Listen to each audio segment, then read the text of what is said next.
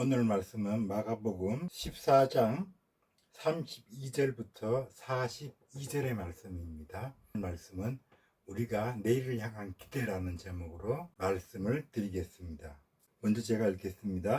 그들이 겟세마네라 하는 곳에 이름에 예수께서 제자들에게 이르시되 내가 기도할 동안에 너희는 여기 앉아 있으라 하시고 베드로와 야고보와 요한을 데리고 가실새 심히 놀라시며 들파하사 말씀하시되 내 마음이 심히 고민하여 죽게 되었으니 너희는 여기 머물러 깨어있으라 하시고 조금 나아가사 땅에 엎드려 될 수 있는 대로 이때가 자기에게서 지나가기를 구하여 이르시되 아빠 아버지여 아버지께는 모든 것이 가능하오니 이 잔을 내게서 옮기시옵소서. 그러나 나의 원대로 마옵시고 아버지의 원대로 하옵소서 하시고 돌아오사 제자들이 자는 것을 보시고 베드로에게 말씀하시되 시몬아 자느냐 내가 한 시간도 깨어 있을 수 없더냐 시험에 들지 않게 깨어 있어 기도하라.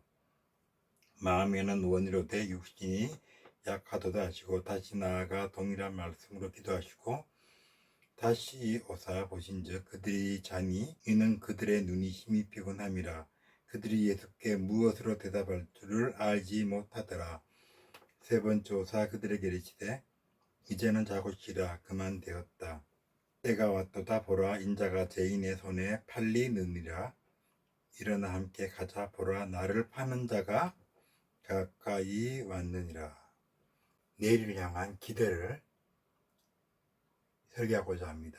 오늘 이야기는 우리가 많이 들어본 이야기입니다. 예수님을 잡히시기 전에 겟세마네에서 땀을 피 흘리시며 기도하시는 모습에 제자들이 예수님의 괴로운 마음과 상관없이 제자들이 잠을 잔다는 것입니다. 그리고 예수님이 3번이나 찾아왔지만 그들은 여전히 졸고 있었다는 것입니다. 그래서 우리는 어떻게 이렇게 제자들이 형편없는 모습으로 예수님은 이렇게 다가올 죽음에 대해서 고민하시며 피 흘리듯이 땀을 흘리시며 괴로워하시며 기도하셨는데 이렇게 태평하게 잠을 자느냐. 저도 참 제자들의 모습을 보면서 한심하다고 생각했습니다. 그리고 어떻게 이렇게 행동을 할 수 있을까. 그런데 제가 조금 다른 방식으로 한번 생각을 보게 되었습니다. 어쩌면 이 제자들의 모습은 우리들의 모습일지도 모릅니다.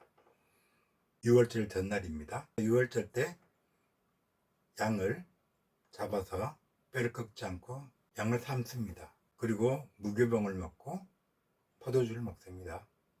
오늘 우리가 분명히 알아야 될 것은 뭐냐면 해가 떨어질 때 저녁쯤에 6월절이 준비된 방에 갔습니다. 성경에는 빵과 포도주 밖에 나오지 않지만 실제로 6월절을 준비한 밤입니다. 이들은 어린 양의 고기를 먹었을 것입니다. 그리고 예수님과 무교병으로 떡을 떼어서 나누었습니다. 또한 예수님과 포도주를 나눠 마셨습니다. 이들은 많은 양의 어린 양의 고기와 빵과 포도주를 마음껏 먹고 마셨습니다. 앞에 나왔지만 서로 누가 높으냐를 위해 싸우고 누가 더 충성하는지 이런 마음을 가지고 했습니다. 그리고 식사가 다 끝나자 저녁에 해가 떨어질 때 먹기 시작했으니까 보통 10시가 넘었을 것입니다. 그리고 어떤 일이 있었냐 하면 14장 26절에 보면 그들이 다 먹고 난 후에 예루살렘에서 감난산으로 갑니다. 26절에 이에 그들이 찬미하고 감난산으로 가니라. 예루살렘과 감난산은 800m와 860m의 봉우리에 있습니다. 그리고 기드론 골짜기를 따라서 내려갔다가 올라가야 됩니다. 가는 데도 시간이 꽤 걸렸을 것입니다. 늦은 저녁에 고기와 무교병 빵과 포도주를 마음껏 마셨습니다. 기분이 좋습니다. 배도 부릅니다. 그리고 밤길을 따라 이들이 찬미를 하면서 찬양을 부르면서 기분 좋게 감난산으로 예수님과 같이 갔습니다. 도착하자 예수님은 제자 3명을 데리고 베드로, 야고보, 요한을 데리고 좀 떨어진 곳에 가서 기도를 했습니다. 누가복음 22장에 보면은 이렇게 합니다. 습관을 따라 예수님이 기도하겠다고. 지금 모든 제자들이 피곤합니다. 고기도 마음껏 먹었고 빵도 먹었고 포도주도 먹었습니다. 배가 부릅니다. 그리고 예루살렘 이쪽 봉우리에서 갈람산 이쪽 봉우리로 계곡을 내려와서 다시 계곡을 올라가서 밤늦은 시간에 왔습니다. 12명의 제자 중에 3명은 예수님 따라갔고 나머지 9명은 남았습니다. 그들은 어떤 행동을 했습니까? 예수님이 잡힐 때 이런 말이 나옵니다. 옷을 벗고 혼미불을 뒤집어 쓴 제자가 도망을 쳤다 했습니다. 이미 다른 제자들은 너무 피곤해서 다 남아서 잤습니다. 옷을 벗고 이불을 덮고. 지금 베드로와 야고보와 요한이 따라왔습니다. 예수님. 그리고 예수님이 습관을 쫓아 기도로 갔으니까 이들은 그냥 예수님이 하시는 것 같다. 그리고 따라와서 있지만 너무 졸립니다. 우리가 생각할 땐 이들은 그냥 기도하지 않고 잤다고 생각하는데 40절에 그들이 이미 힘이 피곤함으로 40절에 다시 오사 보신즉 그들이 자니 이는 그들이 눈이 힘이 피곤함이라. 야고보 요한 베드로가 안 자려고 무진장 노력을 했습니다. 우리도 잠 졸릴 때 안 자려고 하면 눈이 몹시 아픕니다. 이들은 잠을 자지 않으려고 했지만 고기도 많이 먹고 빵도 먹고 포도주도 먹고 또 산을 내려와서 다시 올라왔고 시간이 야심한 시간입니다. 당연히 너무 피곤할 것입니다. 배는 부르고 몸은 피곤하고 밤은 어두웠고 이들은 졸릴 수밖에 없었습니다. 저라도 그런 상황이면 잠을 참을 수가 없었을 것입니다. 이들이 나태하거나 잠에 빠진 자가 아닙니다. 이들도 예수님의 제자이기 때문에 우리보다 더 믿음이 좋은 사람들입니다. 그런데 우리는 이 제자들을 비난을 합니다. 우리가 추석이나 설 명절 때 배부르기에 고기와 빵과 포도주를 먹은 상태에서 밤 12시 가까이 어두운 곳에 있으며 우리가 1시간 이상 걸었다고 생각해 봅시다. 우리는 이들과 같이 졸음이 쏟아질 것입니다. 그런데 이들을 데리고 왔습니다. 잠시 여기 있으라.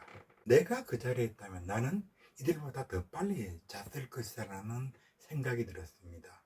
이들이 결코 우리가 말하는 것처럼 믿음이 없는 자가 아닙니다. 예수님의 고통받는데 나몰라는 자가 아닙니다. 그런데 이들은 왜 이런 행동을 했을까요? 간단합니다. 이들의 내일에 대한 기대였다는 것입니다. 예수님은 당장 오늘 밤이면 잡히셔서 죽임을 당하시는데 예수님 물론 알고 계십니다. 그런데 이들은 6월절날 고기와 빵과 포도주를 마음껏 마시고 내일의 해가 뜨는 내일도 똑같다고 생각한 것입니다. 오늘 밤과 내일 아침은 그 다음날의 밤도 우리가 기대하는 일상이 그대로 진행된다고 생각했다는 것입니다. 그런데 예수님은 끊임없이 말했습니다. 내가 너희들을 떠날 것이다. 죽임을 당할 것이다. 그리고 오늘 심히 놀라 괴로워하신다고 하셨습니다. 33절 마지막에 보면 심히 놀라시며 슬퍼하사 제자들이 그 모습을 보았습니다. 그런데 이들은 그냥 예수님이 습관을 따라 밤에 늦게 기도하시니까 또 무슨 걱정이 있으신가, 어떤 마음 아프신 일이 있으신가, 이런 그냥 세상을 위해 또 걱정을 하시는구나 이러면서 당연히 여기서 잠시 버티면 다시 자러 갈 것이다. 내일의 태양은 뜰 것이고 오늘과 다를 바 없지 않은 내일이 밝아올 거라는 그런 마음을 가지고 있었습니다. 예수님이 괴로워하시고 힘들어하시고 내가 너희들을 떠날 거라는 끊임없는 말을 냈지만 이들의 기회는 오늘도 평안하고 내일도 평안할 것이며 모레도 평안할 것이며 오늘과 다를 바 없는 내일이 이어질 것이라는 생각을 했다는 것입니다. 예수님이 이렇게 말씀하십니다. 38절에 시험에 들지 않게 깨어있어 기도하라. 예수님께서는 제자를 보고 기도하라는 말 하지 않았습니다. 너희들은 여기 있어라. 내가 저기 가서 기도할 테니 너희들은 깨어있으라고 했습니다. 예수님의 이 말씀은 무엇입니까? 예수님은 알고 계셨습니다. 예수님은 밤이 지나면 죽임을 당하신다는 걸. 그렇지만 제자들에게 하는 말이 오늘과 같이 평안한 밤이 내일도 또 평안하게 이어질 것이라는 우리의 내일을 향한 기대에 대해서 일침을 하십니다.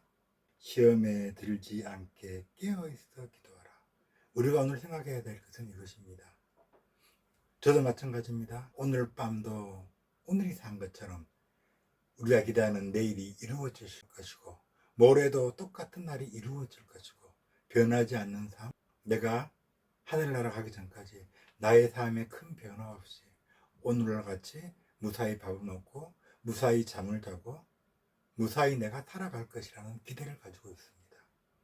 그러나 성경에 나오는 제자들이 6월절날 고기와 빵과 포도주를 배불리 먹고 내일의 태양은 떠오르고 내일도 똑같은 일이 벌어질 거라고 생각했지만 완전히 뒤집어집니다. 예수님이 잡혀가셔서 죽임을 당하십니다. 우리는 이 세상을 살면서 항상 오늘과 다르지 않는 내일과 모레를 기대하는 마음을 가지고 있습니다. 근데 오늘 말씀에서 무엇을 볼 수 있습니까?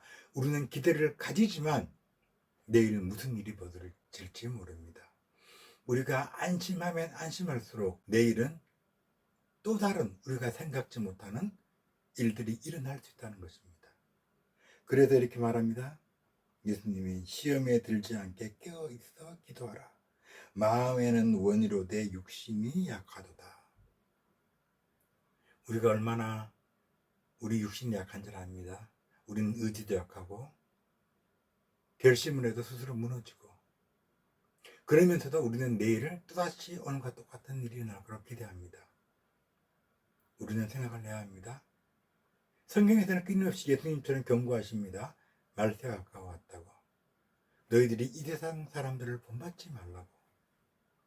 끊임없이 예수님처럼 경고를 하시지만 우리는 오늘 밤도 편안히 자면서 내일의 태양을 기대하며 오늘과 다르지 않는 내일과 모레를 꿈꿉니다. 예수님은 말씀하십니다. 이럴 때일수록 깨어있어 기도하라. 너희들이 바라는 내일의 기대는 너희들의 기대와 다를 수도 있다.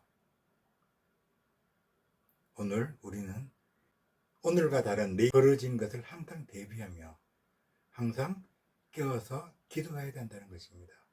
우리가 마음은 예수님을 따르고자 하면 육신이 약하여 스스로 넘어진 것을 끊임없이 생각해야 된다는 것입니다. 내가 육신이 약합니다. 나를 깨어있게 해주십시오. 하나님, 내일 어떤 일이 벌어질지 모르는 우리를 넘어뜨리고 우리를 체면에 빠지게 하고 우리를 어렵게 하는 것들이 다가올 수 있습니다. 우리가 그에 대비할 수 있게 믿음과 마음의 굳건함을 주십시오. 깨어있어 기도할 수 있게 하여 주십시오. 이런 마음들을 우리는 오늘 가질 수 있는 저와 여러분이 되었으면 합니다. 기도하겠습니다.